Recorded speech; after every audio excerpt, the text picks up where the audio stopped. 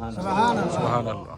আমরা সবাই, আমি কিন্তু ব্যক্তিগতভাবে ছাত্র শিবির যখন করতাম, ছাত্র শিবিরে যখন রাজশাহী বিশ্ববিদ্যালয়ের সভাপতি ছিলাম, ছাত্র শিবিরে যখন সেন্ট্রাল প্রেসিডেন্ট ছিলাম, তখনও খুব নিজেকে প্রাউড ফিল করতাম এই আন্দোলন করার কারণে, যে আমরা দিনকে বিজয়ী করার এই মহান আন্দোলনে আমরা লড়াই করতেছি।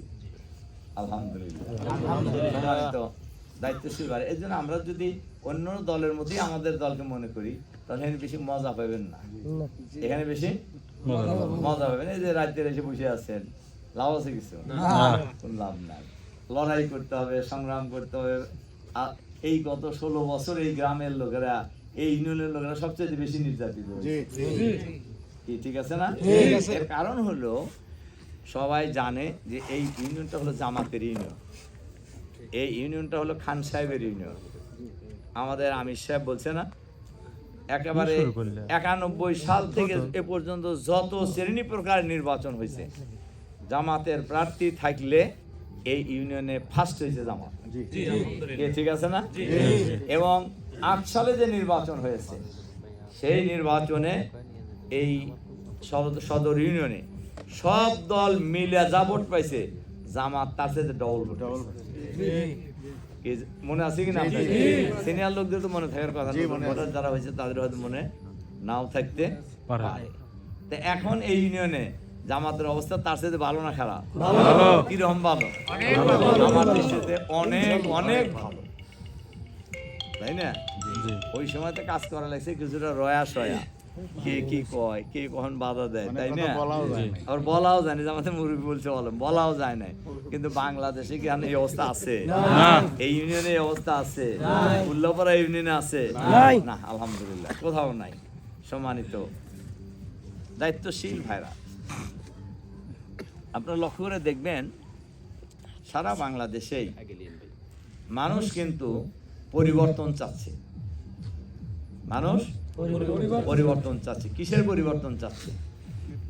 চাঁদাবাজদের হাত থেকে পরিবর্তন চাচ্ছে, দুর্নীতির হাত থেকে পরিবর্তন চাচ্ছে, খুনাখুনির হাত থেকে পরিবর্তন চাচ্ছে, সন্ত্রাসের হাত থেকে পরিবর্তন চাচ্ছে, দখলবাজির হাত থেকে বাংলাদেশের মানুষ পরিবর্তন চাচ্ছে। ঠিক না? যার কারণে আপনি দেখবেন এই সারা দেশেই জামাতের পক্ষে কিন্তু গণজোয়ার তৈরি হয়েছে। এখন জামাত বাংলাদেশের রাজনীতিতে একদম ক্ষমতার দ্বার প্রান্ত। আলহামদুলিল্লাহ, আলহামদুলিল্লাহ। এই যে একেবারে মানে চোখে পানি আসার মতো মানুষের আবেগ দেখলে। আমি তো বিভিন্ন এলাকায় যাই, উল্লাপাড়ায়, যদি খালি মানুষ বোঝে যে খান সাহেব এই রাস্তা দিয়ে যাবে, আল্লাহু আকবার, নারী পুরুষ সব এসে বাড়ির গড়ানে সব দাঁড়ায় থাকে। আমার অনেক চোখ দিয়ে অনেক সময় পানি বেড়ে এসে যায়, মানুষের এত আবেগ, এত আবেগ। তো সেই আন্দোলনের বিজয় কেউ ঠেকাইতে পারবে? কেউ ঠেকাইতে পারবে না। আমাদের নেতা শহীদ আমিরে জামাত মাওলানা মতিউর রহমান নিজামী সাহেব ফাঁসির মঞ্চে যাওয়ার সময় একদম শাহাদাতের আগ মুহূর্তে উনি বলে গেছেন যে আমার শাহাদাত এই দেশে পরিবর্তনের সূচনা করবে। সেটা শুরু হয়েছে না?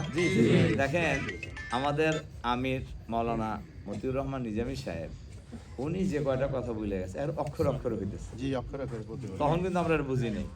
আবার আল্লামা দেলোয়ার হোসেন সাইদি সাহেব যা যা বক্তৃতা কয়ে গেছে একটা একটা করে হয়েছে না?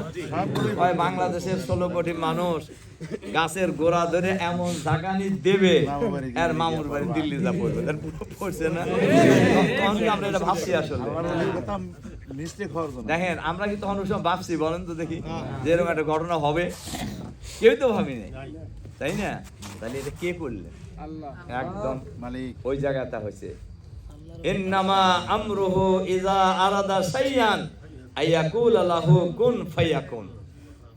আল্লাহ তাআলা যখন কোনো কিছু করার ইচ্ছা পোষণ করে, শুধু বলে হও, সঙ্গে সঙ্গে হয়ে যায়। সুবহানাল্লাহ। এই আল্লাহ এই কাজটা করছে। দুনিয়ার কোন রাষ্ট্রবিজ্ঞানী, বাংলাদেশ তো নয়, দুনিয়ার কোন রাষ্ট্রবিজ্ঞানী এখন পর্যন্ত এই উত্তর খুঁজে পায় নাই যে হাসিনা এইভাবে একেবারে গুষ্টি শুদ্ধ পালায়। কেউ ধারণা করতে পারে না। দেখ, আমার আজকের বিষয় কিন্তু এগুলো না। তো আমি যেটা বলতেছিলাম যে আল্লাহ তাআলা ইসলামের পক্ষে গণ জাগরণ তৈরি করেছে। আর উল্লাপাড়ায় তো জাগরণ আগের থেকেই, বিশেষ করে 8 সালে নির্বাচনের পর থেকেই এটার ব্যাপক জাগরণ আছে, এখন আরো অনেক গুণ বৃদ্ধি পেয়েছে। তা আপনাদের এই ইউনিয়ন অর্থাৎ সদর ইউনিয়ন, এইটা ভৌগোলিকভাবে উল্লাপাড়ার রাজনীতির জন্য খুবই গুরুত্বপূর্ণ। এটা আপনারা বোঝেন কিনা? না না, সবাই বোঝেন কিনা? সদর ইউনিয়নের রাজনীতি, সদর ইউনিয়নের অবস্থান উল্লাপাড়া রাজনীতির জন্য, প্রশাসনিক কাজের জন্য, ভৌগোলিক দিক থেকে, রাজনৈতিক দিক থেকে, ভোটের দিক থেকে অনেক গুরুত্বপূর্ণ, অনেক গুরুত্বপূর্ণ, অনেক গুরুত্বপূর্ণ।